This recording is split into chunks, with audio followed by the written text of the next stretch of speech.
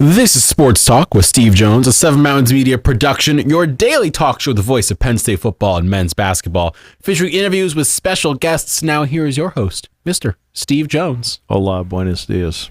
¿Cómo están? ¿Está muy bien? Messi. Messi. Un cara Messi, un cara Messi, un cara Messi. He will come off the bench tonight. He will come off the bench. Right. The U.S. women's national team will face Vietnam at 9 o'clock Eastern time tonight on Fox. So you get a chance to watch them in action. They're probably anywhere from 2 to 6 goals better. Yes. But you have to play and make it happen. The Soviet Union in 1980 was probably 4 to 7 goals better than the U.S. and lost. Mm-hmm. So, this is... You have to go play, but they're anywhere from 2 to 6 goals better than Vietnam. And it's a starter in the group stage, and you go from there. You got to get out of the gate. Mm-hmm. You got to get out of the gate. And the big note, at least for the U.S., is currently 2 of their stars, Megan Rapinoe, who of course we all know, and Rose Lavelle, who's been amazing the past World Cup, and now going into this one, are both going to start off with some injuries, so they're both going to have their minutes managed, just like Messi is going to with Inter Miami, at least, but in a different sense. Right. So they're going to get off to a slow start, along with Julie Ertz, who apparently is fully healthy now. But again, same thing. Minutes managed, and we kick off, as you said, Vietnam. Then we have the Netherlands on Wednesday. So it's going to be a good start to the World Cup. The long national nightmare is over in Washington. It's amazing how you have the ability to pay a $60 million fine because you just got $6.05 billion. Yeah, they paid team. Daniel Snyder paid what, $800 million in '99 for the Washington football franchise, and now he gets $6 billion and then loses $60 million in about 10 seconds. Yeah, right. But you can afford the $60 million in fines when you have $6.05 billion. Mm-hmm. Very much so can. Right. That's what the equivalent of what you would tip a cabbie. All right. Mm-hmm. Same percentage.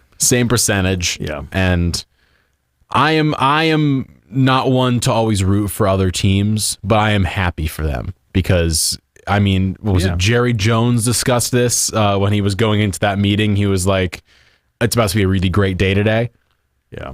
Like when Jerry Jones is like, yeah, get out of here, and everyone agrees with him, you know something's up. And he's gone. Well, what he did to run that franchise into the ground, and by the way, one of the elements we're talking about, the most serious stuff is the sexual harassment allegations, right? Among others within an office that was toxic beyond repair. Yes. But what he's being fined for is the hiding of revenue. And if you read the report,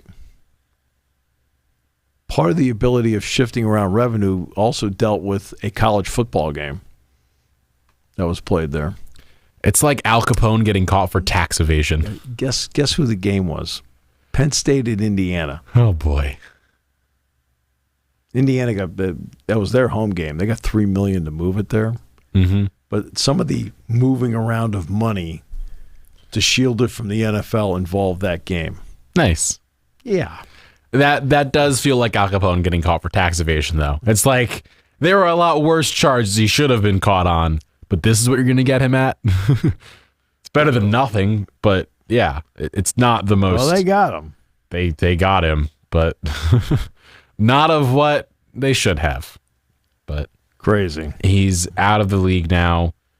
Hopefully this can start anew for the franchise and mean that this toxicity and this culture is gone. I mean, basically half of the headlines today are about toxic cultures in Washington and in Chicago, or technically Evanston, Illinois. And it's just hoping that this can start something positive. Yeah, because right now the single most positive news in Chicago right now is probably that Pat Hughes, their broadcaster, is going into the Hall of Fame this weekend. Guy worked 12 years with Bob Uecker. And then the last 27 years, of course, he's been in Chicago with the Cubs. But they don't have a lot of positive news coming out of Chicago right now. And the Northwestern story now, it seems like daily there are new allegations. Now, we went through a lot of this yesterday, so I am I'm not going to sit here and rehash it again, because I think after a while it gets to be a little much. I mean, the audience is like, okay, here we go again, more of that, and I get it.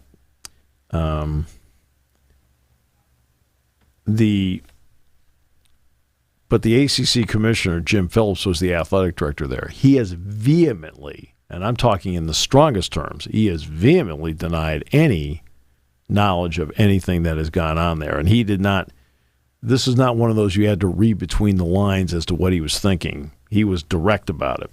So next week, you'll have Big Ten Media Days taking place. Braun, the defensive coordinator, who's now the interim head coach. He's the interim head coach because he's the shortest tenured person on the staff. You got there January. At 6 months. So he would be the least, quote, culpable or potentially culpable person on the staff. So he has the job. He's going to get up there and he can't say anything. But he's going to be asked about it repeatedly. Bang, bang, bang, bang. And in different ways. You know, what has this done for the attitude of the team? What's this do for the culture of the team? You know, so there are going to be ways that you can ask those questions without, you know, because it would be pretty apparent, especially considering like a lot of these allegations are training camp allegations, right? Mm-hmm. Well, what hasn't Braun ever done at Northwestern? Training camp. He's never been at training camp. He's barely been there. Right. So he's done spring practice, but not training camp. So he can't answer any of that because he probably has no knowledge of it. But he can talk about, you know, what he can do to bring them out of this culturally. I mean, let's face it, for him, this is his job audition. Then the players are going to have to stand there. And they're going to have to talk about it. And they can't say anything. But this is how the time's going to be spent. Now let's get to Iowa. Noah Shannon's not going to appear. Why? Because he is one of the 26 alleged to being investigated over gambling violations at Iowa. Right. Kirk Ferentz cited his leadership for pulling his name out. Well, excuse me, here in the back, that's not my question. My question is, when did you know that he was one of the guys being investigated, and why was his name even put on the list? What, did you just find out when Noah Shannon said, no, they're looking into me, I can't go? This happened back in May. I mean, people know things. So let's start with this. What tipped off everybody was Iowa in a big series. I think it was against Ohio State. I think it was one of their outfielders. All right. Suddenly he's not in the lineup. Why? He's one of the guys being investigated. Oh. Well, there's football, there's basketball, men's basketball, wrestling. These are like some athletes from these different sports. Well, when football comes up, you're the head football coach. Ask your assistants, the weight room people, whatever. Let's find out which guy is it? Who are they looking into? Okay. So now you come time to go to the Big Ten Media Day? And he's on the list to go? You're the one that puts the list together. The conference doesn't say we want this guy, this guy, this guy, this guy. The schools have all the choice as to who goes.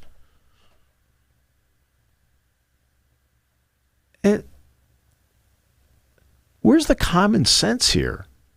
This is what bothers me. Where's the common sense? Look, for years I've talked about how much I've respected Kirk Ferentz.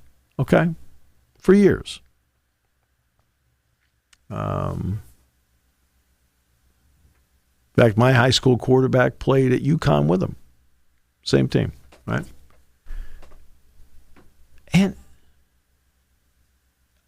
I'm baffled by all this. I mean, I'm baffled. I mean, this is a simple one. Okay, we've got 26 people on this campus that are being looked into by the Iowa Gaming Commission. All right. So let's just be cool about this. Let's just let it play out. Let's not draw any attention to it. And so, there's 125 guys on the team. You couldn't have picked Jay Higgins beforehand? I mean, does anybody in the room sit around and look around and say, okay, you know what?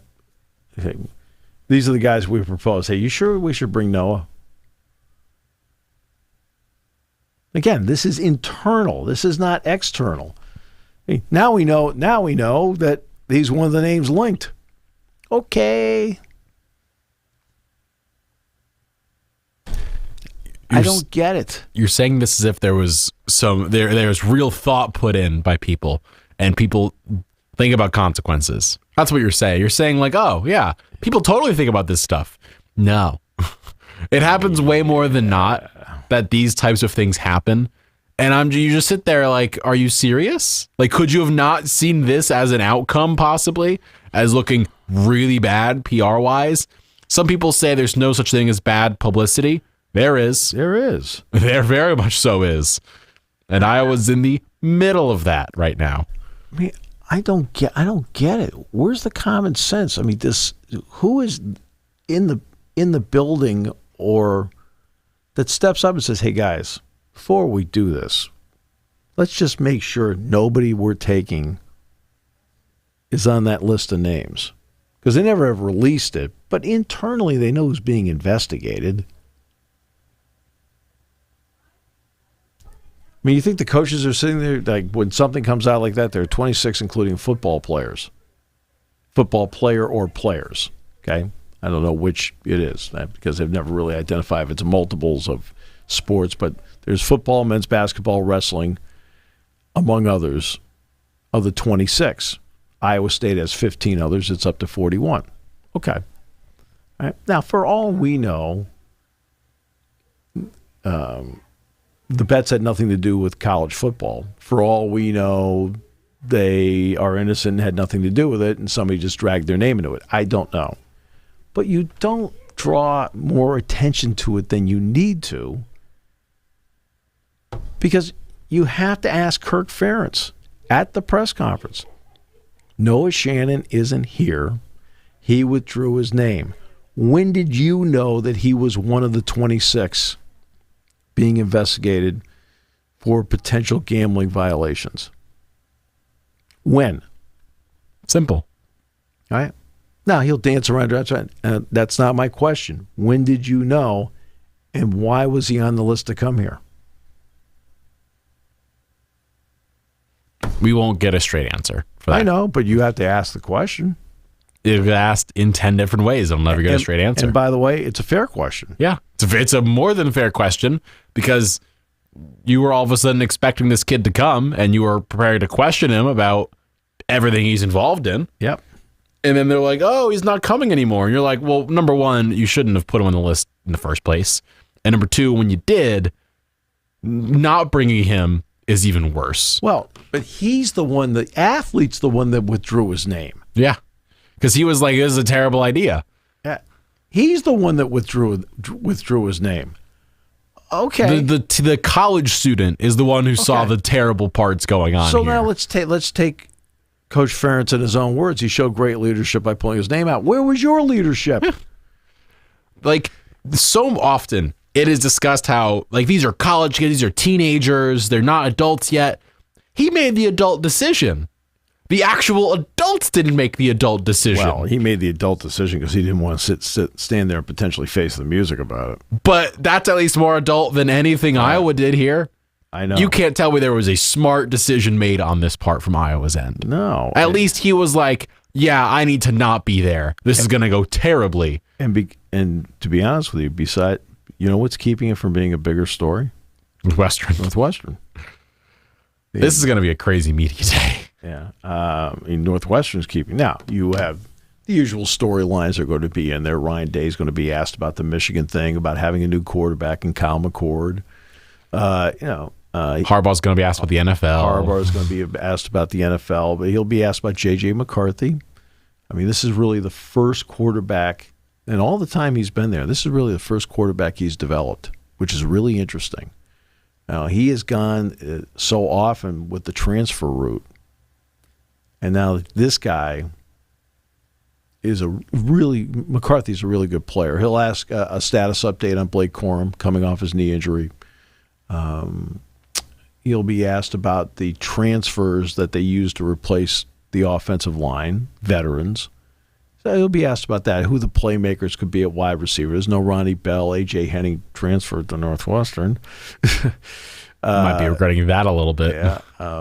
Yeah, and Anthony, who's a game breaker, transferred out too. So they've had a little bit of movement there. James will be asked about the young players, the nucleus, and the ability to get now past Michigan and Ohio State. He'll be asked about that. He'll be asked a lot about Drew Aller. And Luke Fickell will get a lot of attention because he is retooling how Wisconsin plays football. Wisconsin has been, starting with Barry Alvarez, 3 to 4 yards in a cloud of AstroTurf pellets. Might as well keep it in the modern era, without 3 yards in a cloud of dust, AstroTurf pellets.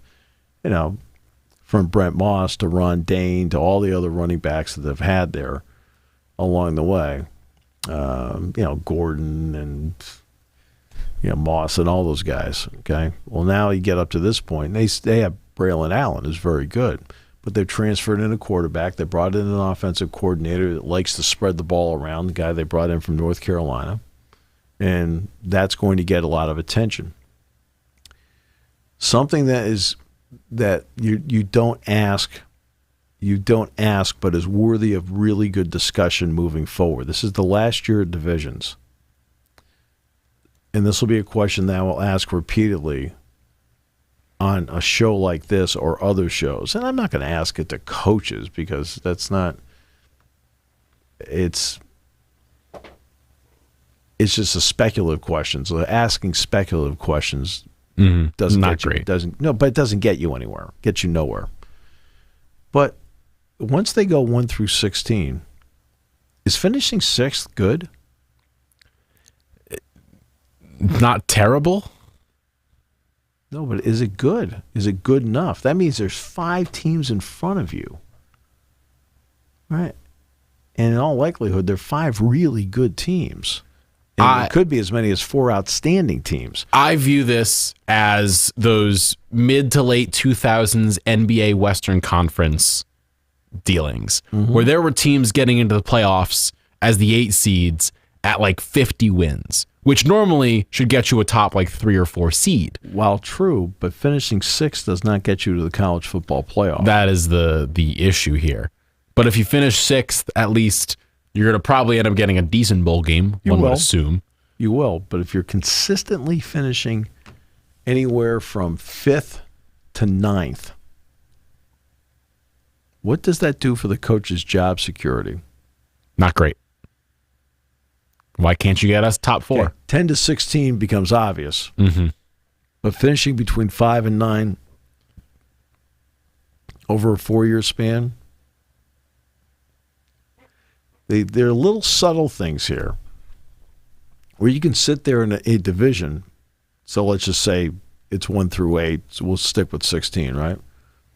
And you finish 3rd. The fan base now thinks you're closer. While that same 3rd may be 6th. Yeah. Overall, and you don't feel like you're close in perception. And that will be, to me, an interesting, just an interesting proposition to watch for as the transition is made to 1 to 16. It's going to be fun. Is finishing 7th good enough? Well, you're in the upper half. But, man, you feel like you're a long way away, don't you? Mm-hmm. As opposed to finishing third in the division. Do you feel like you're that far off when you're third? Steve, it is a long way to the top if you want to rock and roll. So, hey, I am full of song quotes all the time, and I thought that was a good one for the moment. That was a really good one. Thank you. Thought you'd appreciate it as well. Well done. But you see my question. Yeah. It gets rid of a bit of the safety net that some coaches have. Yeah. That, of course, the bigger schools are going to be like Michigan, Ohio State, Penn State are probably going to end up in that top 3-4 region. USC. But as soon as if you let's say, for instance, Ohio State has an off year and finishes 5th. Ooh, now you got big problems. Yeah.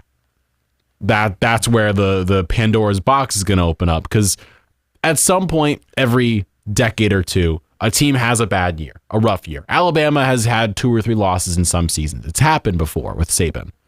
And it's been like, oh, it's just a soft reset. LSU is great this year. Georgia's great this year. We're taking a year off the pedestal, taking a foot off the gas. Hey, they're going to be in the same spot because they're going to go 1 through 16. Yeah. And now it's going to put pressure on a lot of these coaches that would not have had pressure otherwise. And guess what? Texas and Oklahoma are not going to be part of the top 4. But they're not going to be pushovers. They're not. No, they won't be pushovers, but they're not going to be a part of the top 4. Uh-huh.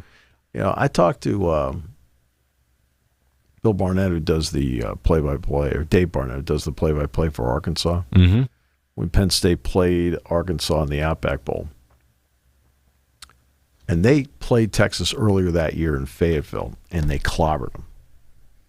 And this is after Texas had already been announced that they were going in. I said, what do you think? What do you think of Texas? You know, we're just chit-chatting. He looks at me and he says, soft. He says, they can't play in this league. They're too soft up front. Ooh. Now, we'll find out if that's true, and we'll find out if their recruiting has changed that. But that is going to be, because what's interesting is that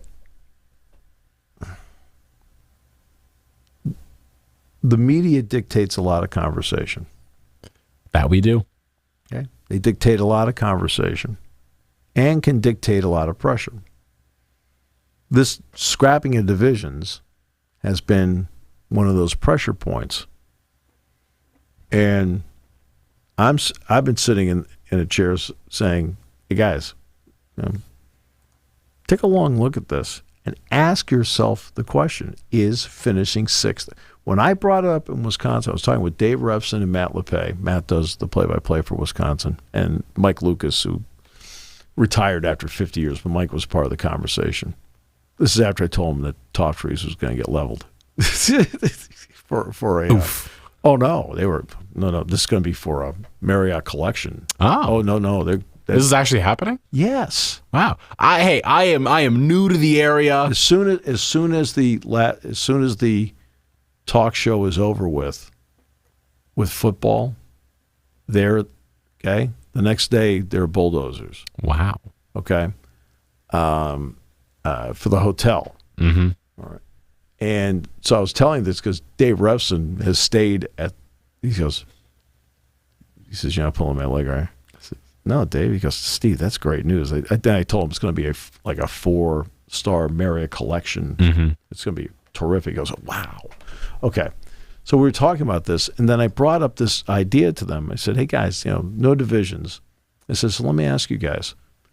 And it's the same thing I just broached on the show. Is finishing 6th good? And all 3 of them looked at me and went, wow. In other words, one of the jobs of shows such as these is to then bring up topical points that make you sit back and think. Okay?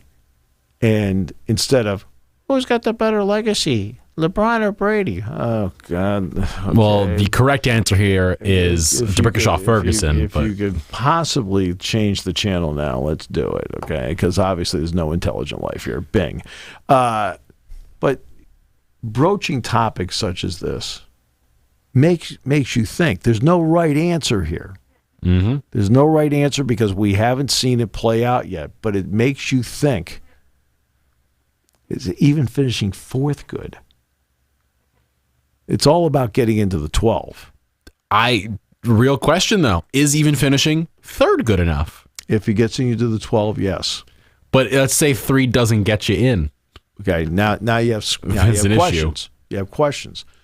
At 12, the SEC and the Big Ten are better positioned to get a third one in. Mm-hmm. They're better positioned. I think at some point it goes to 16, and third should get you in. All right? But let's say it doesn't. What happens?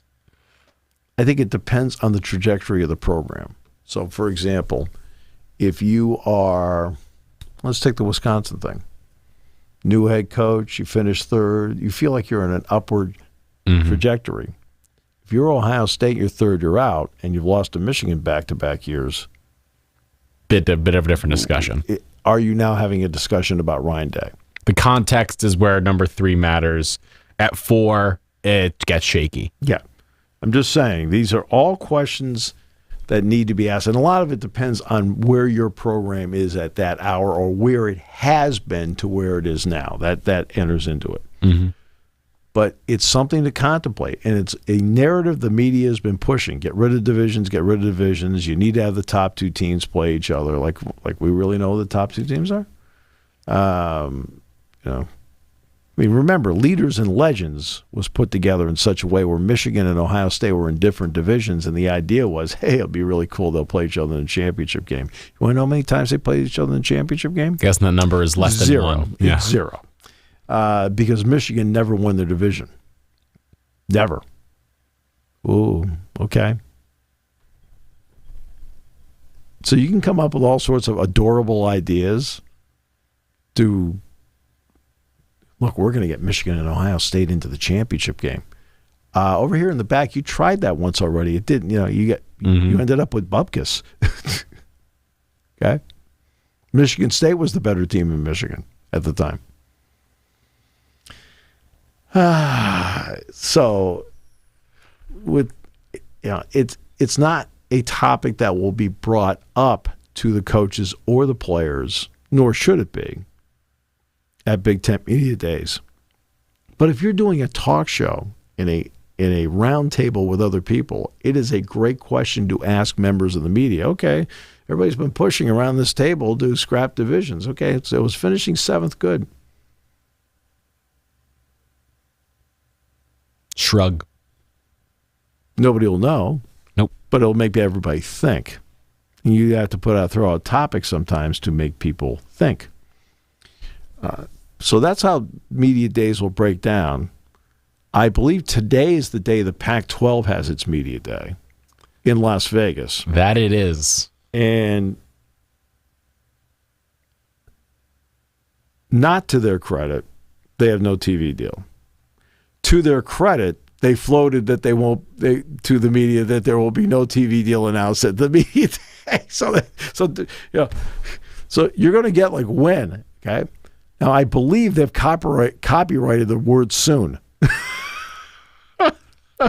As was said, I believe this is Spaceballs, one of my favorite movies of all time. The quote is, "When will then be now?"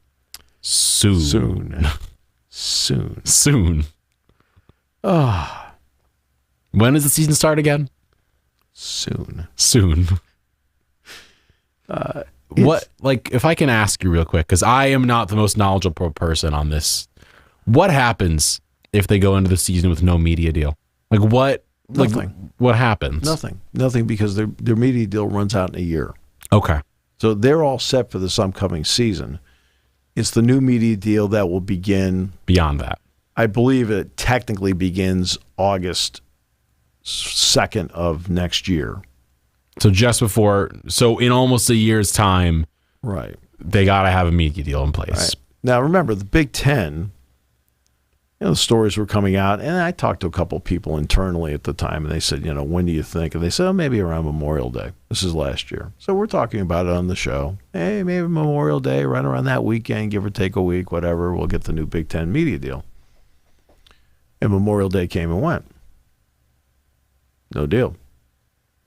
First week of June went by, no deal. Second week, no deal. Third week, no deal. Finally, we get to June 30th. Hey, by the way, USC and UCLA are going to join. Oh, that's huge. Now we know why there's no media deal. Right? Because now you have some new players in the ballpark. Now, Fox knew about the media deal. I mean, Fox knew about USC and UCLA, right?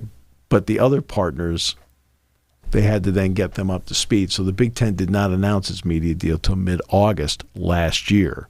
So they announced their media deal because of the USC-UCLA circumstance 10 and a half months before the expiration.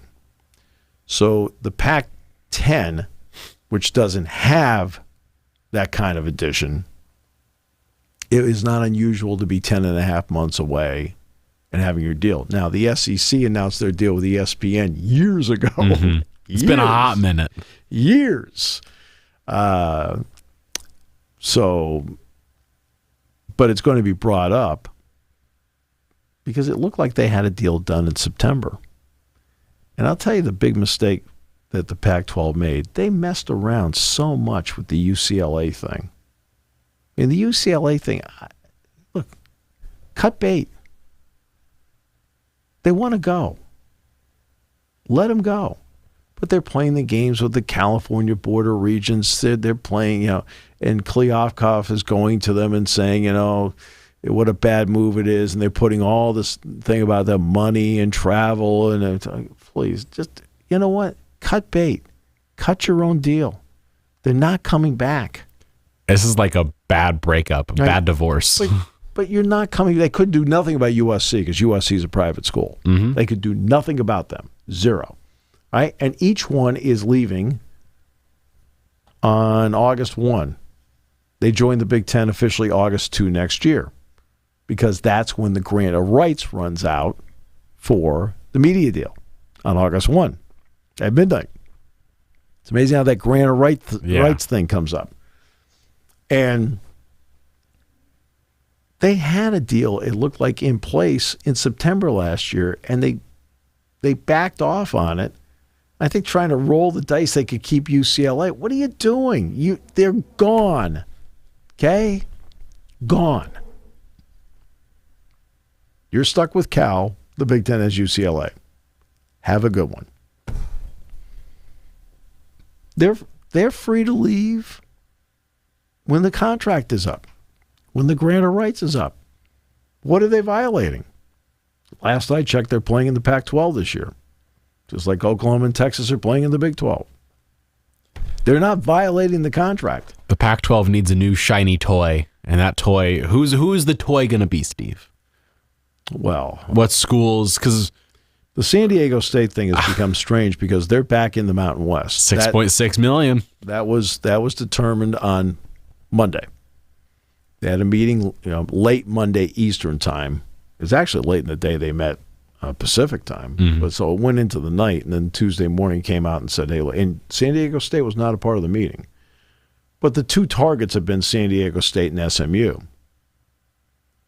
But what does it get you? I mean, I know San Diego State's Southern California, and they're a good football program. They're a very good basketball program.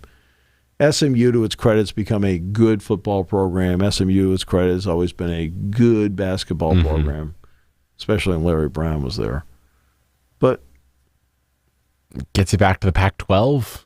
It doesn't get you. That's what it does. Gives you numbers. Right. This feels like Moneyball and trying to rebuild through the aggregate.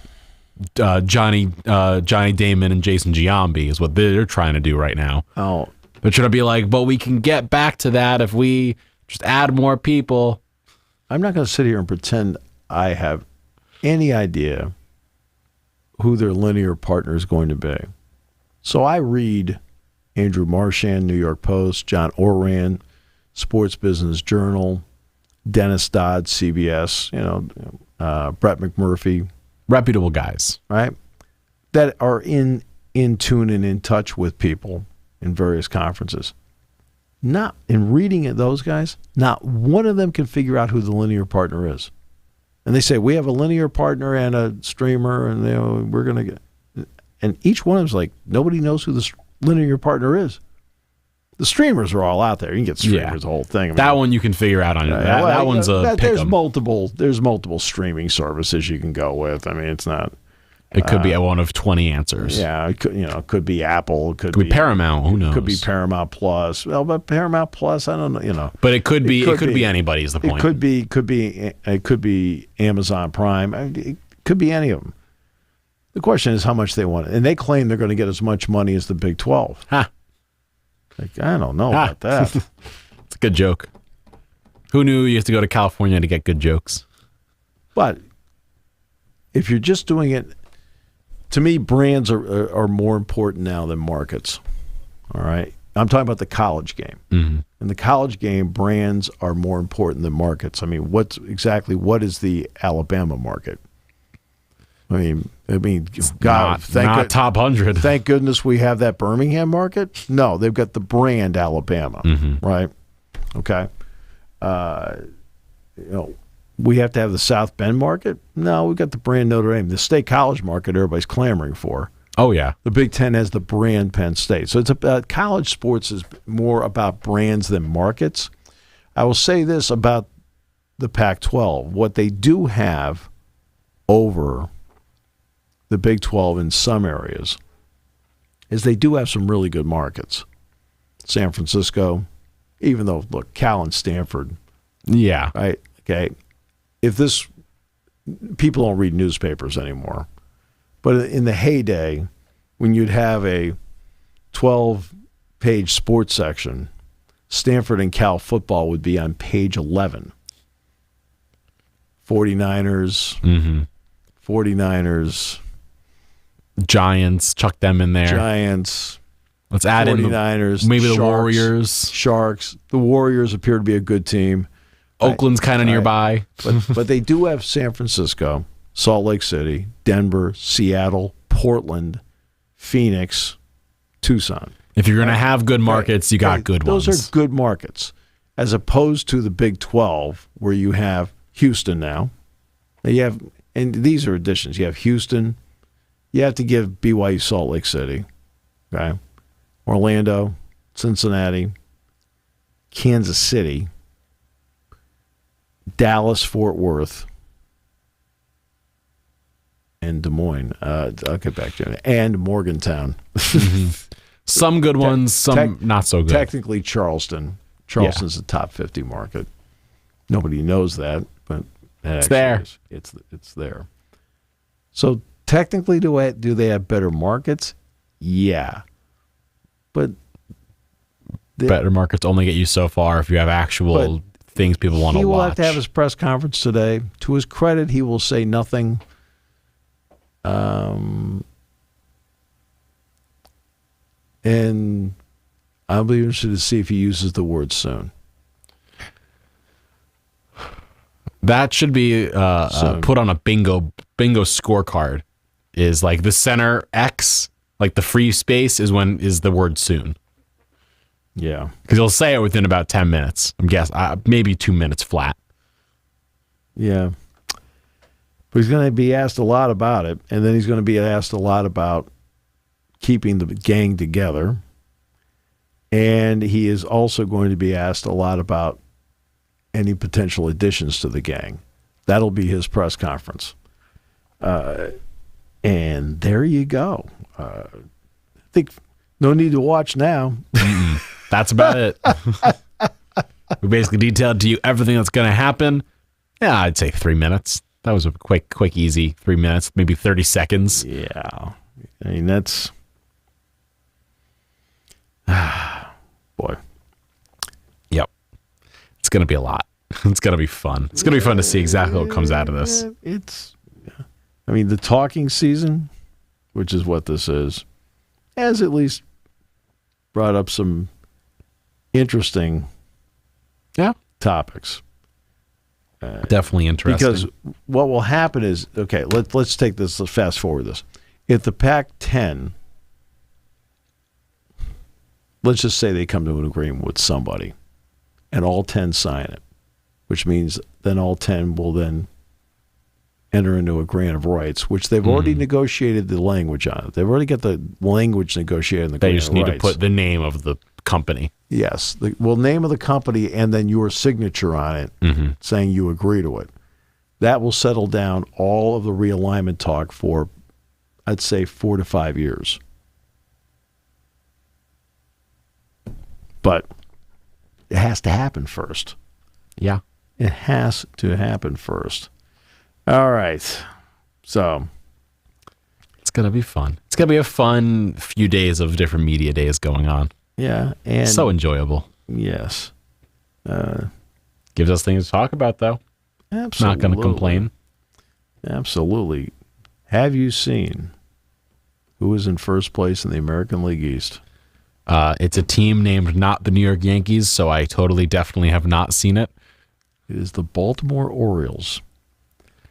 The Baltimore Orioles, who 2 years ago were considered to be a laughingstock in the league, have quietly built themselves through the draft and through player development into a really good team. Really good's an understatement. Right? That, by the way, has $210 million less in payroll than the team in last place. The Yankees' payroll is $279. The Orioles' payroll is about $69. $210 million less in payroll, and they're in first place. They beat Tampa Bay again last night. Tampa is struggling right now. Well, they're struggling. No question. The Orioles were 6.5 back as of like a month ago, and now they're up a game. That's insane. Yeah, let's give credit where credit's due. I mean, first of all, the people they've drafted, and Rutschman in particular, he is as advertised. He is a big time player, and their pitching is really good, and they're the team that's in first place. Now, a team that's in last place are the Pirates. Pirates have really struggled. They've only won 8 of their last 32 games. All right. I don't really know what to say about them. We were so high on them. We were so high. They were doing so nicely. They were doing well for like 30 games. I don't know what to say about them because they're actually trying to take the same pathway that the Orioles have. That's why I brought up the Orioles first. They're trying to take the same pathway. Look, Skeens, the kid they drafted out of LSU, I think on paper is a terrific pick. He also, by the way, just got the biggest contract in draft pick history in the MLB, I believe. What, $9.2 million? Yeah. Crazy.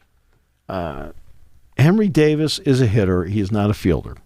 But when they drafted him, everybody, including this chair, said, look, he's a hitter, not a fielder. You don't want him behind the plate. That's why they're teaching him how to play right field. I know Brian Hayes has had back problems, but you know he's a good player. Now, they have been doing that. Let's be fair. Let's talk about the forgotten guy in all this. They've been doing all this without O'Neal Cruz. Now, O'Neal Cruz is still a good prospect. O'Neal Cruz is not an established Major League Baseball player. He's still a good prospect. He played a lot last year, did not hit for average, showed flashes of power, and obviously has a big arm from shortstop. Right? No getting around. And he's a big man. He's 6'7". I mean, he is a big man. But that's still a key guy that you're missing from your lineup that you felt was going to make the next step and help you.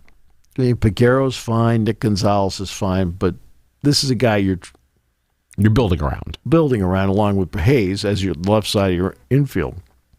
And with Davis now playing right field, you don't want to put O'Neal Cruz in right field. But they've been playing without him for a while. I think now it's finally caught up to them as to what's going on. The pitching, I talked to Chris Mack from Pittsburgh 2 days ago, and I say, Chris, on August 1, is David Bednar still a Pirate? And he thinks so. He thinks he'll stick. So what you have now is that the idea is that Skeens can eventually be a 1. That then makes Mitch Keller your 2, and that's a good 2. Mm-hmm. Okay. Now, how do you fill in 3, 4, and 5? All right. You do have a closer who is legit. You do have problems in innings 5 through 8 on the mound. You do. Yeah. Defensively, not good. It's not a good defensive team. Nope. It's not a good hitting team. Nope. It's not a good pitching team either. Nope. They're all their rankings are 24 to 28, all 3 categories. 24 to 28. Okay. Not ideal. My question is going to be, what do you do with Derek Shelton? As I've said about Derek Shelton repeatedly on the show, I have zero idea, after watching him all these years, if he's a good manager or not. Because a couple of reasons. One, he's never in a position to manage a game that has meaning to it. Now, there's self-imposed pressure every single night. You feel like you've got some pressure on yourself as a manager to do everything you can to make a team win. But I'm talking about, hey, it's August, September, right? We've been out of this since April. No, I mean, the Brewers and Pirates are now like separated by 2 games. You know, hey, playoff position is right there. Okay, got to make some moves. Got to make a pitching move. Got to pinch hit somebody. Got to do whatever. Got to make a defensive move late in the game. Whatever. Yeah. Okay. Right. Where the wheels really have to turn, or okay, we don't need. Hey, we're good. We don't need to do anything here. Right. He's never been in that position. I can't tell you in a million years if he's any good at the job. I can tell you what kind of job Alex Cora does. I can tell you what kind of job Dusty Baker does. Robbie Thompson. You know, you start going through the Aaron Boone. He should be fired, but continue. But you see what I'm saying. Kevin Cash, Dave Roberts. Pro and con, they've been in that position. They've all made moves that people have praised, and they've all made moves where people sat back and went, well, what are you taking Rich Hill out for? Right? What are you taking out Blake Snell? So that, Brian Snitker with Atlanta. Okay? We've seen what they can do when the money's on the table, pro and con. Mm-hmm. Okay? I can't tell you in a million years what Derek Shelton could do. Zero. No clue. Because he's always been in a position where, A, he's undermanned, B, he's not the miracle worker because he's undermanned, and he's never managed a meaningful game in his career. Yeah. And that's not his fault, by the way. The fact that he has not managed a meaningful game in his career is not his fault. I just can't tell you if he's any good at the job. You can't do much if you don't have much. Right. Yeah.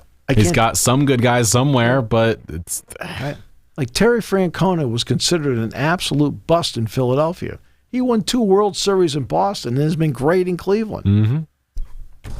So, it's sometimes it's circumstance. But again, so I can't tell you in a million years whether he should be fired or not.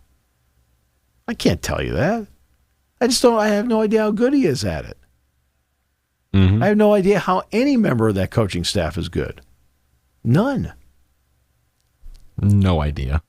And that's what's so baffling, because friends of mine went to PNC Park last week, and they were excited about it. I was kidding around. I said,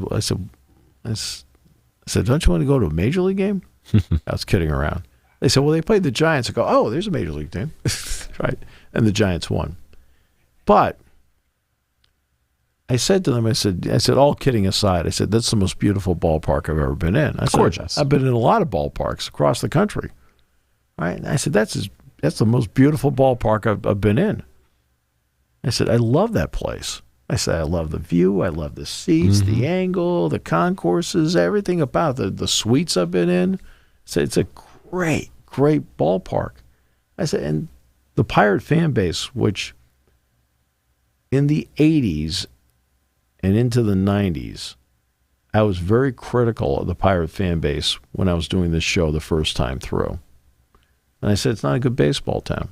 I said that. And my basis was, hey, when you had Stargell, Sanguian, Clemente, Mazurowski, Richie Zisk, Gene Kleins, Al Oliver, Richie Hebner, Bill Madlock, the whole thing is you weren't selling the ballpark out. Nope. You weren't selling out for the playoffs. You were drawing 1.4 million fans a game. A season. I was saying 1.4 million a game is a lot, Steve. Yeah. Right, that's a big stadium. It's a huge stadium. 1.4 million a season with that talent that won the whole thing in 71 and 79. It was consistently in the playoffs in the middle. They're 1.4 million a season, 1.3. What? I said, it's a terrible baseball town. And people got all over my case. Right? Which I understand. They're loyal to their team. That's fine. It's my opinion. And let's face it, in the 80s, I was still considered to be, quote, an outsider. All right? Well, then, when the Pirates made the playoffs 3 years in a row, 13, 14, 15, in 14 they won 97 games. 97 games. Or no, 98 games. Pretty good numbers. 98 games. Tied with the Cardinals, and they end up in the wild card. Were those the Jose Talbot teams? Those are the Francisco Liriano, Andrew McCutcheon, Pedro Alvarez, and they played a playoff game with Cincinnati. First time they got in the playoffs. And they're all chanting Johnny Cueto's name. Cueto. Right? And they won the game. And they advanced and they played St. Louis, lost in 6. Liriano started that game for the Pirates. Consistently, weekend after weekend, that ballpark, 38,000 seats, consistently selling out. And I went on the show, and I said, back in the 80s, when I was doing the show the first time, I said Pittsburgh was a lousy baseball town. I said mediocre baseball town. And I'm not afraid to go back and tell people I said something before because I said it. Yeah. Right? You'll own it. Right? Okay? It's my opinion. And by the way, if I was going through the same situation again, I'd say it all over again. It's just not a question of doubling down. The numbers tell me, that kind of talent, you're getting 1.4 million. Okay? That's lousy. Okay?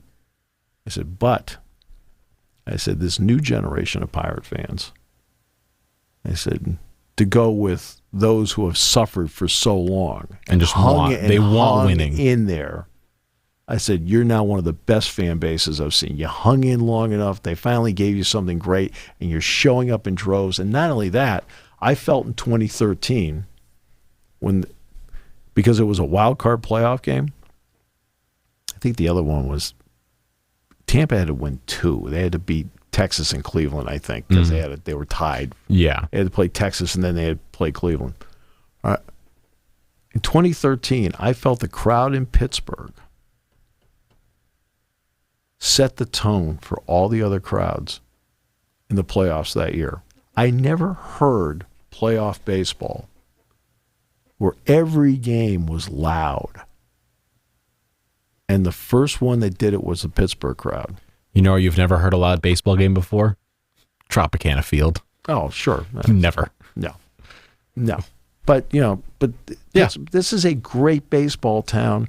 They've proven it to me that they're a great baseball town because when they finally got something, they latched onto it and made a difference. And now they've done this to them for how many years in a row? And these poor people are just aching for something to cheer about. And they have these guys who you can root for. You could root for O'Neal Cruz, Key Brian Hayes. Like, these are guys you want to see win. McCutcheon, Reynolds. You're just waiting. You're waiting for something to click. And if they're trying to go the Orioles route, that's a good way to go because, hey, the Orioles, they are crushing it right now. And the craziest part is their best prospect is in the AA. In AA. That's the scariest thing, is they are going to have in the next 3 years, assuming everyone is still there, just a loaded roster top to bottom. Absolutely. Be a premier franchise in the MLB in Baltimore. Never thought I'd say that, ever. Now, again, he did the right thing in the draft. I've said before, first round, I always draft a college player.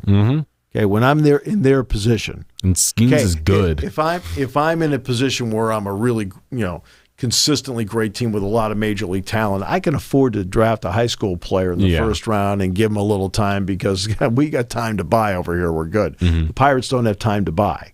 They need to get somebody that can make the move. I mean, they should put him in Altoona. Yeah. I mean, AA baseball is equivalent to the SEC. Okay?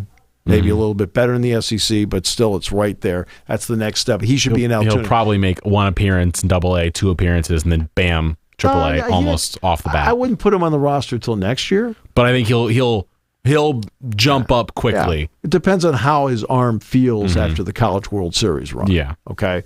How is he? How many innings did he pitch? How many appearances? So forth. But I mean, that's why you draft a college guy, more mature. Gone through weight rooms, already have an approach as to how they go about things. Quicker route to the majors. I mean, Mickey Moniak is going to be the great example of, first overall pick, high school kid. And Philadelphia, they gave him chances.